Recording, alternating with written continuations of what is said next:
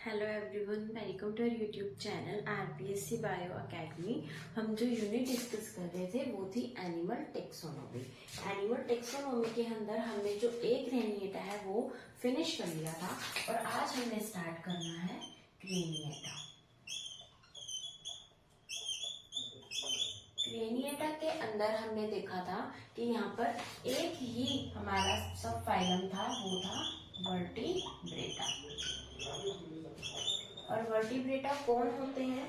Vertebrata होते हैं ऐसे एनिमल्स जिनके अंदर जो नोटोकॉर्ड है वो मॉडिफाई होकर कन्वर्ट हो जाती है वर्टिब्रल कॉलम के अंदर। ये स्पेशल कैरेक्टर किसका है? ये स्पेशल कैरेक्टर है वर्टिब्रेटा सब फाइलम का। कौन से सब फाइलम का? वर्टिब्रेटा। एक ही सब फाइलम आता है ग्रेनिएटा के अंदर, वर्टिब्रेटा। वर्टिब्रेटा के अंदर नोटोकॉर्ड कन्वर्ट हो जाती है वर्टिब्रल कॉलम के अंदर। अब हम बात करते हैं वर्टिब्रेटा। वर्टिब्रेटा के अंदर हमने इसकी दो पार्ट्स में इसको डिवाइड किया था। एक हमने कहा था ग्नैथा और एक था ग्नैथोस्टोमा।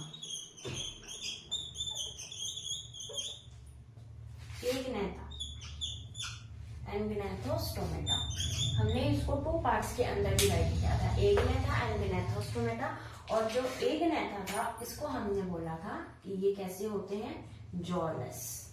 और यहाँ पर जॉज प्रेजेंट होंगे, यानी जबड़े यहाँ पर प्रेजेंट होंगे और यहाँ पर ये कैसे होंगे? जॉलेस होंगे। उसके बाद हमने इसको भी टू क्लासेस के अंदर डिवाइड किया था। एग्नेथा को हमने टू क्लासेस के अंदर डिवाइड किया था। फर्स्ट क्लास थी ऑस्टेकोडर्माई और सेकेंड क्लास थी साइक्लोस्टोमेटा। ठीक है, जब हमने बात की थी ऑस्टेकोडर्माई की तो हमने वहीं पर ही लिख लिया था कि ये एनिमल्स विलुप्त हो चुके हैं, एक्सटिंक्ट हो चुके हैं। तो आज तक इसके ऊपर कोई भी क्वेश्चन नहीं आया है ऑस्टेकोडर्माई के ऊपर। लेकिन अगर हम इनको एक नेम दे तो हम ये कह सकते हैं कि ये फर्स्ट वर्टिब्रेट्स हैं। कैसे हैं? फर्स्ट वर्टिब्रेट्स, क्योंकि हमने स्टार्ट किया वर्टिब्रेटा। वर्टिब्रेटा के अंदर एग्नेथा, एग्नेथा का भी फर्स्ट कौन आ रहा है? ऑस्टेकोडर्माई। तो ये कैसे हैं? फर्स्ट वर्टिब्रेट हैं, या हम इनको कह सकते हैं फर्स्ट जॉलेस वर्टिब्रेट, क्योंकि यहाँ पर जॉज एब्सेंट है। First jawless vertebrate. इसके अलावा इसके अंदर हमें कोई भी डिटेल पढ़ने की जरूरत नहीं है, क्योंकि ना तो कभी क्वेश्चन आया है और ना कभी क्वेश्चन आएगा। क्यों? क्योंकि ये क्या है? ये एक्सटिंक्ट हो चुके हैं, ये विलुप्त हो चुके हैं। तो हमारी नॉलेज में होना चाहिए, लेकिन कभी भी क्वेश्चन नहीं आया। तो उसके बाद हमारी जो क्लास आती है वो क्लास आती है साइक्लोस्टोमेटा। तो आज हम क्या पढ़ने वाले हैं? आज हम पढ़ने वाले हैं साइक्लोस्टोमेटा को। उसके बाद हम ग्नैथोस्टोमेटा स्टार्ट करेंगे। ठीक है, तो हमारा आज का लेक्चर होगा साइक्लोस्टोमेटा के ऊपर।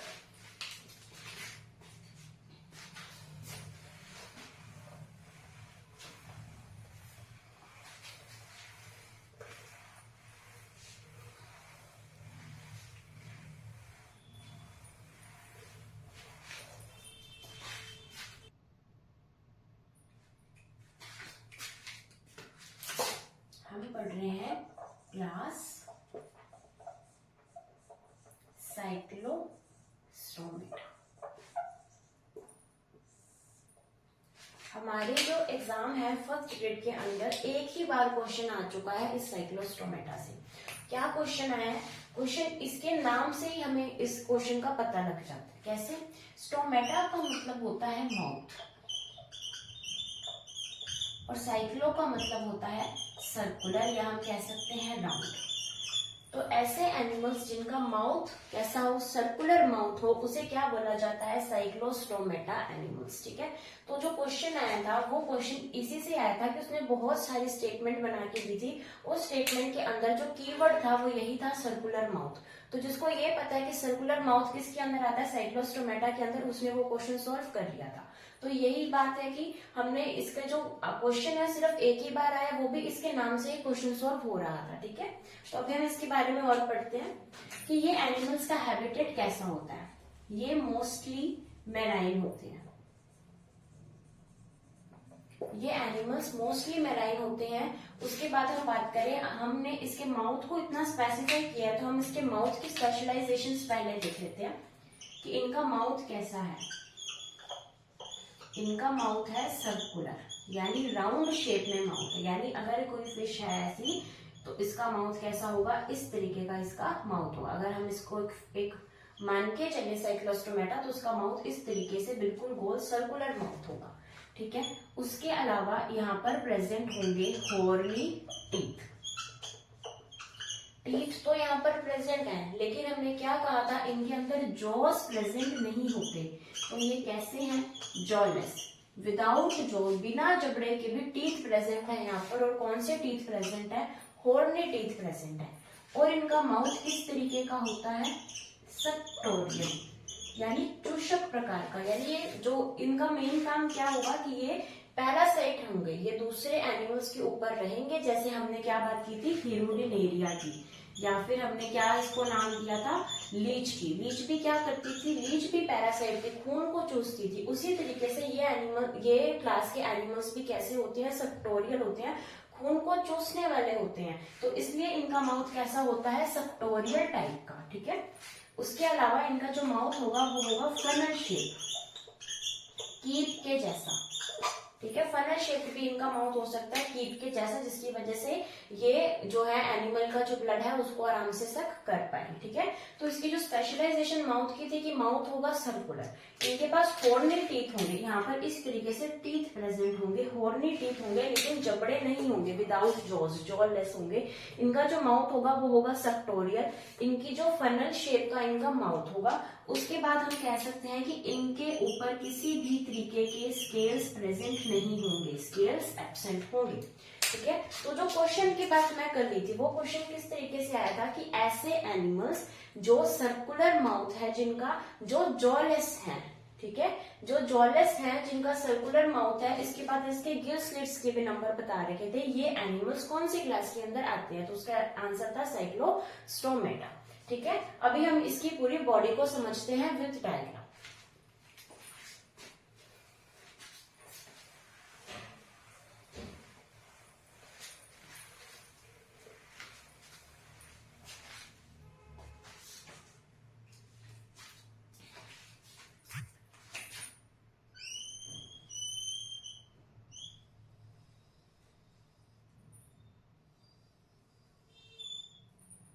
ये हम बना रहे हैं किसका डायग्राम, एक साइक्लोस्टोमेटा। और साइक्लोस्टोमेटा का जो एग्जांपल लेके चल रहे हैं वो हम लेके चल रहे हैं पेट्रोमाइजोन, जिसे बोला जाता है सी लैम्प्रे।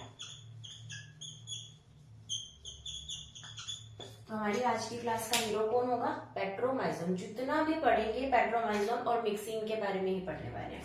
ठीक है। हम बात करते हैं पेट्रोमाइजोन की। Petromyzon circular mouth, circular mouth के अंदर कौन से टीथ प्रेजेंट होंगे, हॉर्नी टीथ प्रेजेंट। इस तरीके से यहाँ पर हॉर्नी टीथ हमें देखने को मिलेंगे। अब हम अगर इनकी आंखों की बात करें तो इसके अंदर 3 आईज प्रेजेंट होंगी। 2 आईज तो होंगी लेटरल, यानी 1 पेयर ऑफ आईज। हमारी आईज कौन से साइड में प्रेजेंट है, हमारी आईज प्रेजेंट है वेंट्रल साइड पर। हमारी बैक साइड जो है वो है डोर्सल साइड, ये है हमारी वेंट्रल साइड। ऊपर वाली साइड हमारी टर्मिनल है और इनकी क्या है, लेटरल। यानी अगर हम हमारी बॉडी की बात करें तो यहाँ पर आईज, ठीक है, तो इसकी आईज 1 पेयर ऑफ आईज, यानी एक आई यहाँ पर होगी, एक आई यहाँ पर होगी, और इनकी एक आई टर्मिनल यहाँ पर होगी।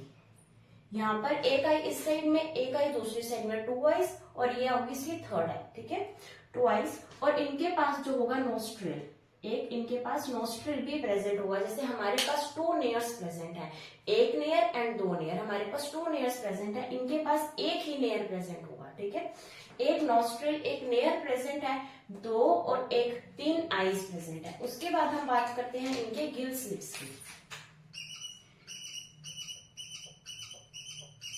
इनके पास 1 to 15 pair gill slits present होते हैं। लेकिन हम किसकी बात कर रहे हैं, पेट्रोमाइजोन की। तो पेट्रोमाइजोन में 7 pair of gill slits present होते हैं।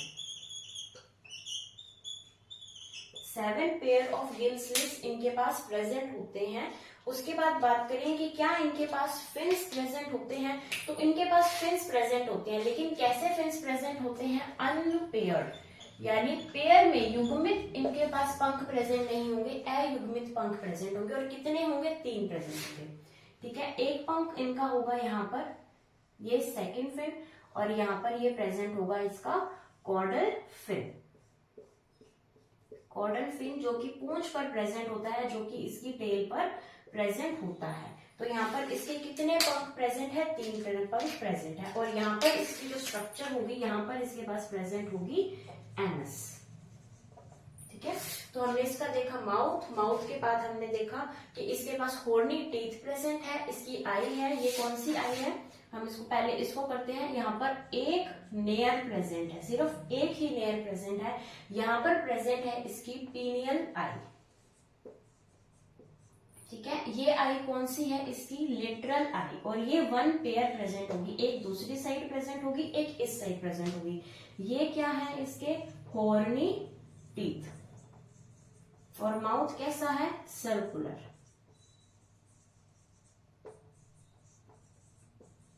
ठीक है, गिल स्लिट्स प्रेजेंट है। ये प्रेजेंट है डोर्सल फिन। ये है डोर्सल फिन फर्स्ट और ये है डोर्सल फिन सेकेंड। ये क्या प्रेजेंट है? इसके पास एक कॉर्डल फिन। इसके पास क्या प्रेजेंट है? कॉर्डल फिन प्रेजेंट है। तो अब हम इसकी प्रॉपर जो बॉडी है उसको डिस्कस करते हैं। अगर हम बॉडी की बात करें तो इसकी बॉडी जो है वो 3 पार्ट्स के अंदर डिवाइडेड है। कौन सा पार्ट है? एक पार्ट आएगा इसका हेड, एक पार्ट आएगा इसका ट्रंक और एक पार्ट आएगा इसका टेल। यानी 3 पार्ट्स में हमने इसकी बॉडी को डिवाइड कर दिया। अब हम डायग्राम को देखते देखते देखेंगे कि कौन कौन से पार्ट्स हेड में प्रेजेंट है, कौन से ट्रंक में, कौन से टेल के अंदर प्रेजेंट है। तो सबसे पहले देखते हैं हम हेड पार्ट में। हेड पार्ट में क्या प्रेजेंट है? सर्कुलर माउथ,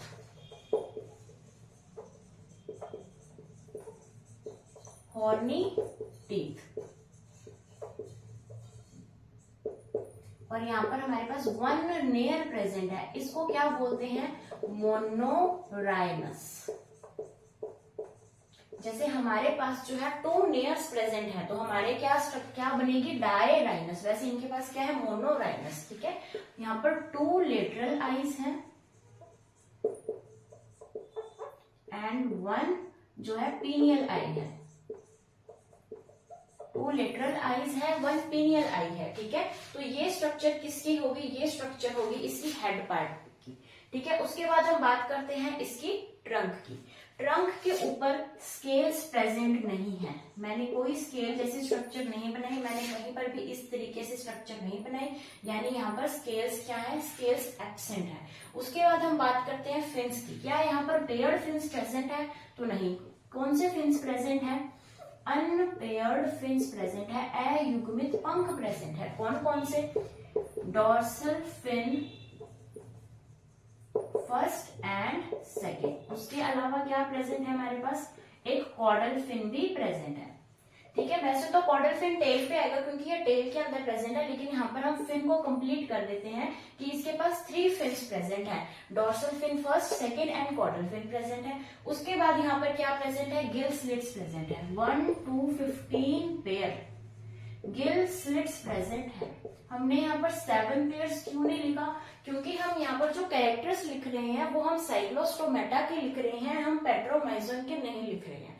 ये जो एक टिपिकल स्ट्रक्चर है वो पेट्रोमाइजोन की है, लेकिन हम इससे कौन से कैरेक्टर्स याद कर रहे हैं? साइक्लोस्टोमेटा के। तो यहाँ पर ये जो इसके गिल स्लिट्स है ये वेरी कर सकते हैं। उसके बाद हम टेल की बात करते हैं। तो टेल पर क्या प्रेजेंट है? कॉर्डल फिन प्रेजेंट है। और टेल किस टाइप की है? टेल है प्रोटोसर्कल टाइप की। टेल है प्रोटोसर्कल टाइप की। प्रोटोसर्कल टाइप की टेल का मतलब क्या होता है? प्रोटोसर्कल टाइप की टेल का मतलब होता है कि इसके अंदर जो नोटोकॉर्ड प्रेजेंट है। हमने क्या बात की थी कि साइक्लोस्टोमेटा के अंदर यानी वर्टिब्रेटा के अंदर नोटोकॉर्ड प्रेजेंट होती है, लेकिन वो किसके अंदर कन्वर्ट हो जाती है? वर्टिब्रल कॉलम के अंदर। तो यहाँ पर जो नोटोकॉर्ड प्रेजेंट है इसकी, वो नोटोकॉर्ड जो है वो बिल्कुल ही जो टेल है उसके अंतिम सिरे तक प्रेजेंट होगी। नोटोकॉर्ड टेल के अंतिम सिरे तक प्रेजेंट होगी और इस टाइप ऑफ टेल को क्या बोला जाता है? प्रोटोसिरल टाइप। ठीक है, यहाँ पर जो हमारी नोटोकॉर्ड है हमने इसको वर्टिब्रल कॉलम नहीं बोला, इसको हम क्या बोल रहे हैं, नोटोकॉर्ड ही बोल रहे हैं। क्यों बोल रहे हैं, क्योंकि इसके अंदर साइक्लोस्टोमेटा के अंदर जो नोटोकॉर्ड है वो कंप्लीटली वर्टिब्रल कॉलम के अंदर कन्वर्ट नहीं होती। वो कहाँ कन्वर्ट होगी, पाइसिस के अंदर। तो यहाँ पे कन्वर्ट होना स्टार्ट हो जाती है लेकिन कंप्लीटली नहीं होती, इसलिए हम यहाँ पर इसको वर्टिब्रल कॉलम नहीं बोल सकते, हम नोटोकॉर्ड ही बोलेंगे। और नोटोकॉर्ड टेल के एंड तक प्रेजेंट है, इसे बोला जाता है प्रोटोसीरल टाइप ऑफ टेल। ठीक है, तो ये हमने इसकी प्रॉपर बॉडी को डिस्कस किया। हमने देखा कि इसका हेड जो है, हेड पार्ट के अंदर इसके पास सर्कुलर माउथ है, इसके पास होर्नी टीथ है, इसके पास लेटरल आई है, 2 लेटरल आई है, एक पीनियल आई है, एक नेयर है। कौन सी स्ट्रक्चर है, इसको क्या बोला जाता है, मोनोराइनस टाइप। इसके पास ट्रंक है, उस ट्रंक के ऊपर कोई भी स्केल्स प्रेजेंट नहीं है। यहाँ पर क्या प्रेजेंट है, गिल स्लिट्स प्रेजेंट है। यहाँ पर dorsal fin first and dorsal fin second present है। फिर हमने बात की टेल की, टेल यहाँ पर कॉर्डल फिन प्रेजेंट है, इसे बोला जाता है कॉर्डल फिन। ये कॉर्डल फिन प्रेजेंट है और टेल किस तरीके की है, प्रोटोसर्कल टाइप की टेल है, जिसके अंदर नोटोकॉर्ड बिल्कुल अंतिम सिरे तक होती है। तो इसे इसके ट्रंक और टेल के जहां पर ज्वाइनिंग है वहां पर क्या प्रेजेंट है, एनएस। यानी यहाँ पे ट्रंक है, यहाँ से टेल स्टार्ट हो रही है, तो ट्रंक और टेल के बिल्कुल ज्वाइनिंग पार्ट पर क्या प्रेजेंट है, हमारे पास एनएस प्रेजेंट है। ठीक है, तो ये हमने इसकी स्ट्रक्चर को देखा।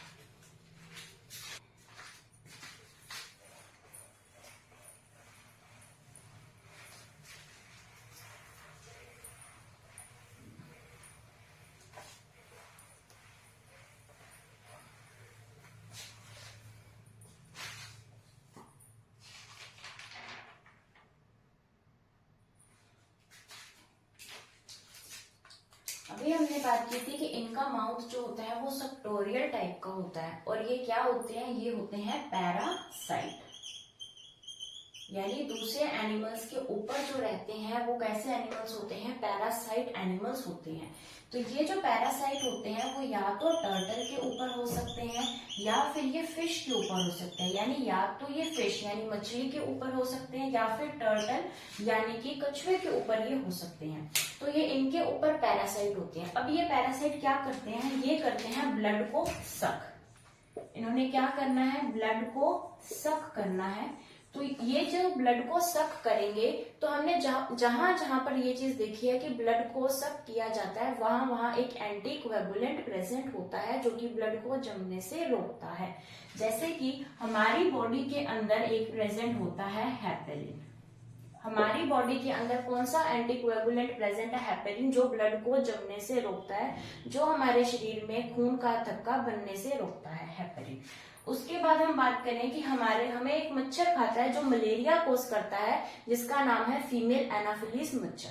तो जो फीमेल एनाफिलिस मॉस्किटो है वो भी हमारी बॉडी के अंदर एक एंटीकोएगुलेंट इंजेक्ट करता है, जिसकी वजह से हमारी बॉडी के अंदर जो है थक्का ना बन पाए और वो आराम से चूस सके जो ब्लड है।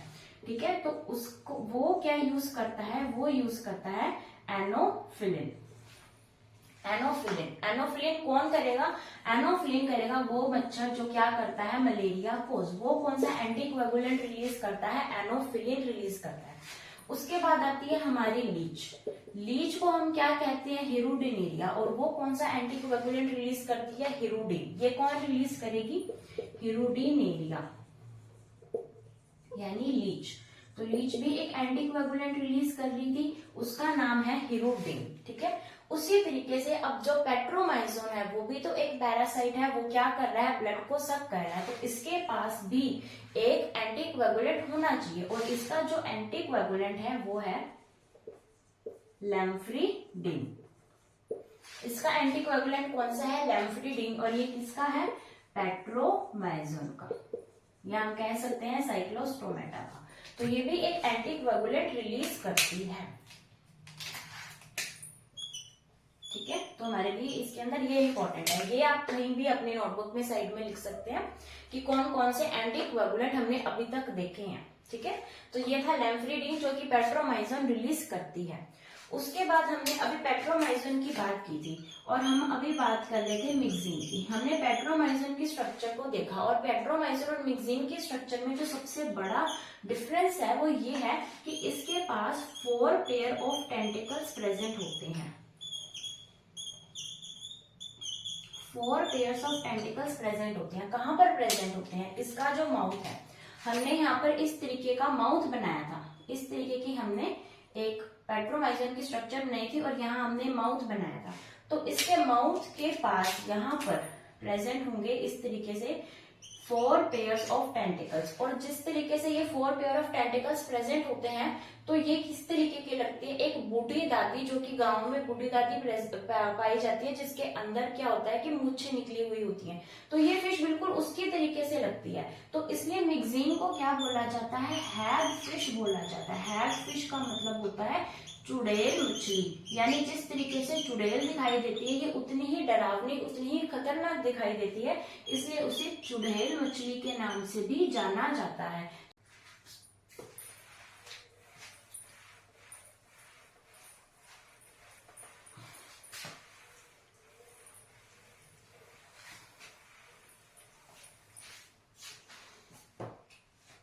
अब हम बात करते हैं इसकी फिजियोलॉजी के बारे में। हम स्टार्ट करेंगे इसका एलिमेंट्री कैनाल कैसी होती है, यानी हम डाइजेशन से स्टार्ट करने वाले हैं। तो इसकी जो एलिमेंट्री कैनाल देखने को मिलती है वो होती है कंप्लीट एलिमेंट्री कैनाल। इसकी एलिमेंट्री कैनाल होगी कंप्लीट। उसके अलावा हम देखेंगे कि यहाँ पर हमें 1 पेयर सलाइवरी ग्लैंड भी देखने को मिल जाएगा। हमारी बॉडी के अंदर कितने pair of salivary gland present होते हैं? हमारी बॉडी के अंदर 3 पेयर प्रेजेंट होते हैं। यहाँ पर कितने हैं? 1 pair of salivary gland present है। उसके बाद इसकी इंटेस्टाइन के अंदर एक स्ट्रक्चर पाई जाती है। इसकी इंटेस्टाइन के अंदर एक स्ट्रक्चर पाई जाती है जिसे बोला जाता है टिफ्लोसोल। टिफ्लोसोल स्ट्रक्चर पाई जाती है। ये कैसे पाई जाती है कि जो इसकी इंटेस्टाइन होती है वो इस तरीके से स्ट्रक्चर बना लेती है। इस तरीके से स्ट्रक्चर बनती है, इसे क्या बोला जाता है? टिफ्लोसोल।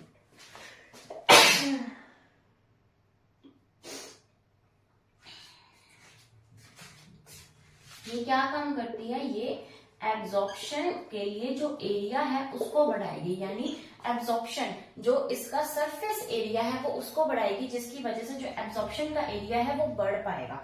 ठीक है। और ये इंटेस्टाइन इस तरीके से फोल्ड होकर क्या कौन से स्ट्रक्चर बनाती है? टिफ्लोसोल बनाती है। और टिफ्लोसोल हम एक जगह पहले भी फाइलम के अंदर पढ़ चुके हैं और वो फाइलम था फाइलम एनालिडा।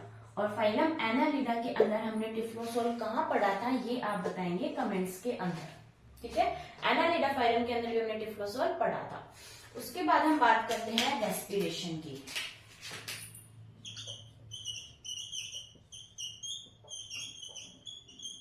रेस्पिरेटरी सिस्टम इनका किस तरीके से होगा? अगर हम बात करें रेस्पिरेशन की तो हमने इस स्ट्रक्चर में देखे थे कि यहाँ पर पाए जाएंगे गिल स्लिट्स। और गिल स्लिट्स कितने होंगे? 1 to 15 pair of gill slits हमें देखने को मिलेंगे। लेकिन पेट्रोमाइजन में कितने पाए जाएंगे? 7 पेयर ऑफ गिल स्लिट्स हमें देखने को मिलेंगे। यहाँ पर हमें रेस्पिरेटरी पिगमेंट भी देखने को मिलेगा। और रेस्पिरेटरी पिगमेंट कौन सा होगा? हीमोग्लोबिन। हीमोग्लोबिन यहाँ पर स्टार्ट हो चुका है। अभी तक हमने कौन कौन से रेस्पिरेटरी पिगमेंट्स पढ़े हैं? अभी तक हमने पढ़ा है वेनेडियम, याद है हमने वेनेडियम पढ़ा था, जो कि हमने पढ़ा था हेमिकोर्डेटा में भी और हमने यूरोकोर्डेटा में भी वेनेडियम को देखा था। ठीक है। और क्योंकि सिफेलोकोर्डेटा में तो रेस्पिरेटरी पिगमेंट ही एब्सेंट था, हर्ट ही एब्सेंट था, तो हमने एक तो वेनेडियम को देखा था और एक हमने हीमोसाइनिन को भी देखा था। हीमोसाइनिन को हमने कहाँ देखा था? हीमोसाइनिन को हमने देखा था ये स्कॉर्पियन के अंदर, आर्थ्रोपोड्स के अंदर हमने हीमोसाइनिन को देखा था। ठीक है। तो यहाँ पर रेस्पिरेटरी पिगमेंट कौन सा है? हीमोग्लोबिन। हमारी बॉडी में कौन सा प्रेजेंट होता है? हीमोग्लोबिन प्रेजेंट होता है। ठीक है। तो हमने देखा इसका सबसे पहले डाइजेस्टिव सिस्टम, जिसके अंदर एलिमेंट्री कैनाल कंप्लीट होगी, 1 pair of salivary gland present होंगे, इनकी इंटेस्टाइन के अंदर एक स्पेशल स्ट्रक्चर टिफ्लोसोल भी प्रेजेंट होती है, जो कि क्या करती है? एब्जॉर्प्शन एरिया को बढ़ाती है। उसके बाद हमने देखा रेस्पिरेशन। रेस्पिरेशन में gill slits 1 to 15 pair of gill slits यहाँ पर प्रेजेंट होते हैं। इसका रेस्पिरेटरी पिगमेंट कौन सा है? हीमोग्लोबिन है। ठीक है।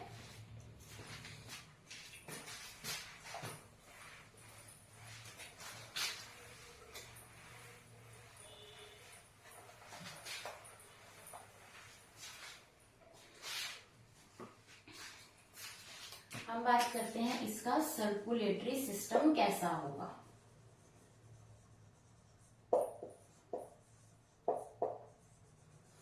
इसका सर्कुलेटरी सिस्टम की अगर हम बात करें तो यहाँ पर प्रेजेंट होगा हार्ट। हार्ट हमें देखने को मिलेगा, हार्ट यहाँ पर प्रेजेंट होगा। और हार्ट किस तरीके का होगा, यहाँ पर प्रेजेंट होगा 2 चैम्बर्ड हार्ट। यहाँ पर हमें 2 चैम्बर्ड हार्ट देखने को मिलेगा और इस 2 चैम्बर्ड हार्ट को क्या बोला जाता है, वीनस हार्ट। और इस 2 चैम्बर्ड हार्ट या फिर वीनस हार्ट में सिर्फ डीऑक्सीजनेटेड ब्लड ही रहता है। हमारी बॉडी के अंदर ऑक्सीजनेटेड एंड डीऑक्सीजनेटेड ब्लड रहता है, लेकिन यहाँ पर ओनली डीऑक्सीजनेटेड ब्लड ही रहेगा, ठीक है। और ये 2 चैम्बर्ड हार्ट है, वीनस हार्ट है, यहाँ पर सिर्फ डीऑक्सीजनेटेड ब्लड ही हमें देखने को मिलेगा। यहाँ पर कैसा सर्कुलेटरी सिस्टम प्रेजेंट है, यहाँ पर एक हार्ट प्रेजेंट है। हार्ट कैसा है, 2 चैम्बर्ड है, वीनस हार्ट इसको बोला जाता है। ओनली डीऑक्सीजनेटेड ब्लड ही यहाँ पर सर्कुलेट करेगा, ठीक है। उसके बाद हम देखते हैं यहाँ पर एक्सक्रीशन।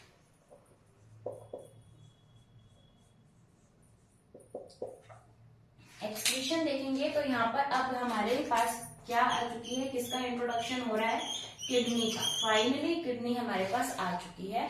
किडनी जो है, अब किडनी यहाँ पर वैसे किडनी 3 तरीके की होती है, लेकिन यहाँ पर जो किडनी है वो 2 तरीके की हमें देखने को मिलेगी, pronephric kidney and mesonephric kidney.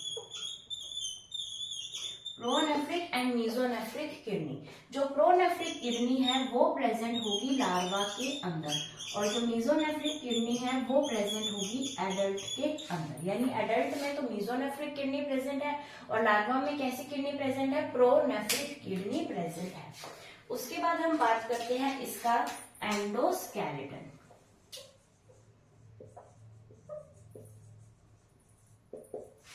Endoskeleton की अगर हम बात करें तो इसके एंडोस्केलेटन जो होता है वो कार्टिलेज का बना होता है। यहाँ पर कार्टिलेज का बना होता है, बोन्स का नहीं बना होता। बोन्स का एंडोस्केलेटन कहाँ आएगा, जब हम पढ़ेंगे बोनी फिशेस, टीलियोस्टोमाई फिशेस जब हम पढ़ेंगे, बोनी फिशेस जब हम पढ़ेंगे तब आएगा कार्टिलेज बोन्स का। और कार्टिलेज का एंडोस्केलेटन तब हम पढ़ेंगे, एक तो हमने यहाँ पर पढ़ा साइक्लोस्टोमेटा के अंदर, और कार्टिलेज का एंडोस्केलेटन हम पढ़ेंगे जब हम पढ़ेंगे जब हम क्या पढ़ेंगे, जब हम कार्टिलेज फिशेस पढ़ेंगे, जिसे क्या बोला जाता है, शार्क फिशेस भी बोला जाता है, कॉन्ड्रिक थाइस बोला जाता है। उसके अंदर जो एंडोस्केलेटन आएगा वो कार्टिलेज का आएगा, ठीक है। तो हमने क्या देखा, सर्कुलेटरी सिस्टम, यहाँ पर हार्ट प्रेजेंट है, 2 चैम्बर्ड हार्ट है जिसे वीनस हार्ट बोला जाता है, डीऑक्सीजनेटेड ब्लड है, और यहाँ पर सिंगल सर्कुलेशन होगा। हमारे कौन सा सर्कुलेशन होता है, डबल सर्कुलेशन होता है ब्लड का, यहाँ पर सिंगल सर्कुलेशन ब्लड का देखने को मिलेगा। हम बात करते हैं एक्सक्रीशन की, किडनी के थ्रू होता है, pronephric and mesonephric kidney. Pronephric kidney जो है वो लार्वा के अंदर प्रेजेंट होगी और मीजोनेफ्रिक किडनी एडल्ट के अंदर प्रेजेंट होगी। फिर हम बात करते हैं एंडोस्केलेटन की, कार्टिलेज का बना होता है, बोन्स का नहीं बना होता।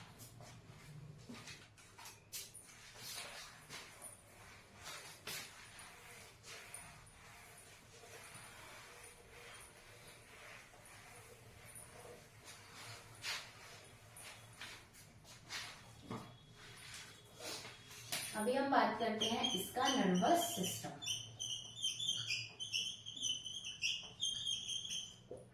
नर्वस सिस्टम के अंदर जो मेनली चीज आती है वो प्रेजेंट होती है यहाँ पर क्रेनियल नर्व्स। यहाँ हमें क्रेनियल नर्व्स देखने को मिलेगी जो कि 8 to 10 पेयर्स हो सकती हैं। हमारे अंदर कितनी पेयर्स प्रेजेंट होती है, 12 pairs of cranial nerves present होती है, और यहाँ पर 8 to 10 pair of cranial nerves हमें देखने को मिलेगी। एक चीज हमने और पढ़ी थी कि यहाँ पर जो नोटोकॉर्ड है वो कंप्लीटली वर्टिब्रल कॉलम के अंदर कन्वर्ट नहीं होती। वर्टिब्रल कॉलम के अंदर कंप्लीटली कन्वर्ट नहीं होती है, ठीक है। तो ये भी इसका एक स्पेशल कैरेक्टर है। उसके बाद हम देखते हैं इसके सेंसरी ऑर्गन्स। सेंसरी ऑर्गन्स के अंदर हमने आई तो डिस्कस कर ली थी, लेकिन हमने ईयर डिस्कस नहीं किया था कि क्या इसके अंदर ईयर प्रेजेंट होता है। तो यस, ईयर प्रेजेंट होता है, लेकिन इतना वेल डेवलप्ड ईयर प्रेजेंट नहीं होता। क्यों? क्योंकि इसके अंदर सिर्फ और सिर्फ इंटरनल ईयर प्रेजेंट होता है, सिर्फ इंटरनल ईयर ही यहाँ पर प्रेजेंट होता है। और इंटरनल ईयर के अंदर प्रेजेंट होती है semicircular canal. Internal ear के अंदर सेमी सर्कुलर कैनाल प्रेजेंट होती है। अगर हम बात करें पेट्रोमाइसिन की तो वहां पर एक सेमी सर्कुलर कैनाल देखने को मिलेगी। अगर हम बात करें मिक्सिन की तो वहां पर हमें 2 सेमी सर्कुलर कैनाल देखने को मिलेंगी। उसके बाद हम बात करते हैं कि ये जो सेमी सर्कुलर कैनाल है इसका काम क्या है। ये है एक स्टेटो रिसेप्टर। स्टेटो रिसेप्टर का क्या मतलब होता है? स्टेटो रिसेप्टर का मतलब होता है कि बॉडी को बैलेंस बनाना। बॉडी का बैलेंस ऑर्गन कौन सा है? बॉडी का बैलेंस बनाने का काम कौन करता है? सेमी सर्कुलर कैनाल, और इसे क्या बोला जाता है? Statoreceptor. और वो कौन प्रेजेंट है? Semicircular canal as a statoreceptor Cyclostomata के अंदर प्रेजेंट है, जो कि पेट्रोमाइजोन के अंदर एक है, मिक्सिन के अंदर 2 है। तो ये हमने बात की इसके सेंसरी ऑर्गन्स की, और हमने बात की इसके नर्वस सिस्टम की।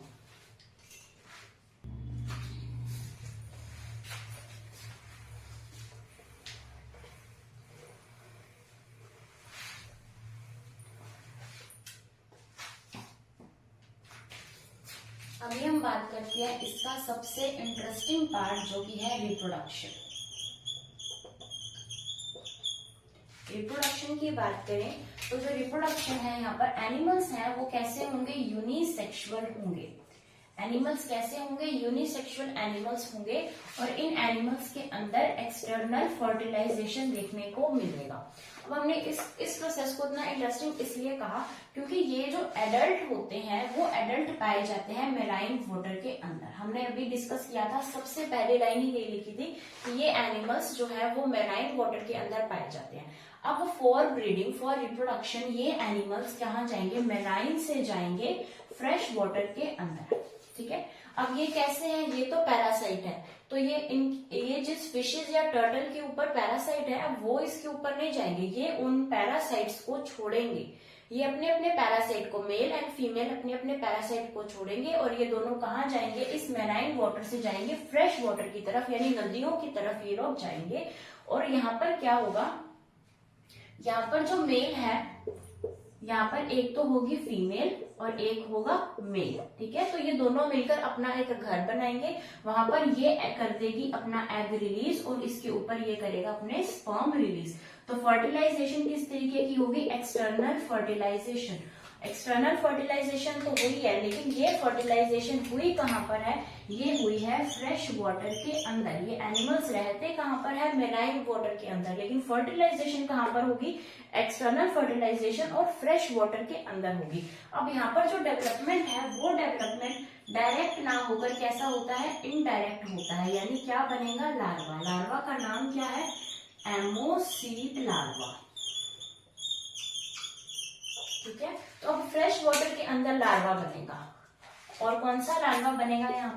यहाँ पर बनेगा एमोसीड लार्वा। और एमोसीड लार्वा रहेगा कहाँ? लार्वा रहेगा फ्रेश वाटर के अंदर, और जब ये एडल्ट बन जाएगा तो ये कहाँ चला जाएगा? वापस मेराइन वाटर के अंदर।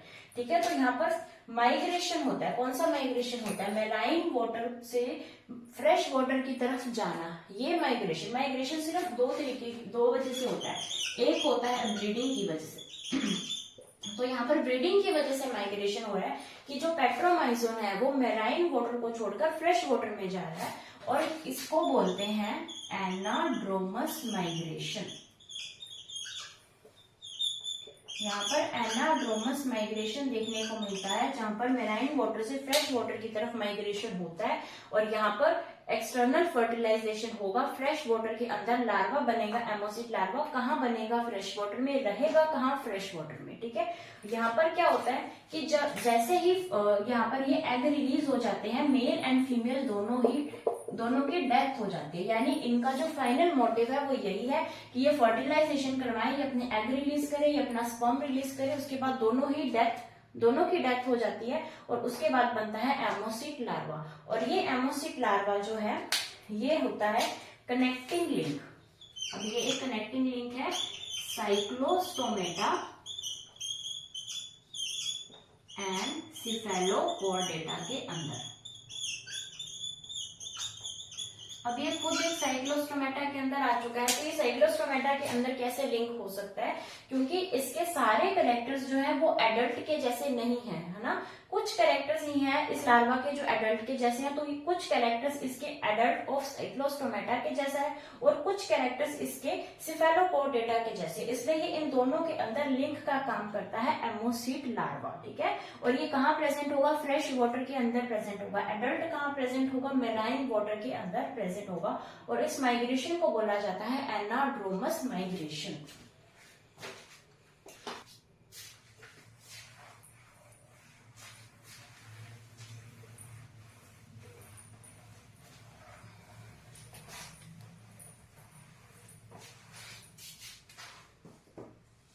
अब हम पढ़ेंगे क्लास साइक्लोस्टोमेटा के 2 ऑर्डर्स। इसके कितने ऑर्डर्स हैं, 2 ऑर्डर्स हैं। 2 ऑर्डर्स कौन कौन से हैं। फर्स्ट ऑर्डर है पेट्रामाइजोनिफॉर्मिस और सेकंड ऑर्डर है मिक्सिनिफॉर्मिस। ये कोई नहीं पूछेगा, ये सिर्फ इस तरीके से है कि इसके अंदर ही ऑर्डर्स पाए जाते हैं हमारे नॉलेज के लिए, लेकिन कभी भी यहाँ से क्वेश्चन नहीं आएगा। और इसका जो एनिमल आएगा वो आएगा पेट्रोमाइजोन, जिसे क्या बोला जाता है, सी लैम्प्रे। और यहाँ पर आएगा मिक्सिनिफॉर्मिस, इसके अंदर आएगा मिक्सिन, इसे क्या बोला जाता है, चुड़ैल मछली यानी हैग फिश बोला जाता है।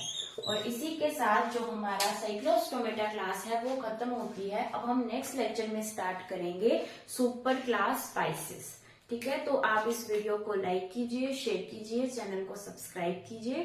Thank you.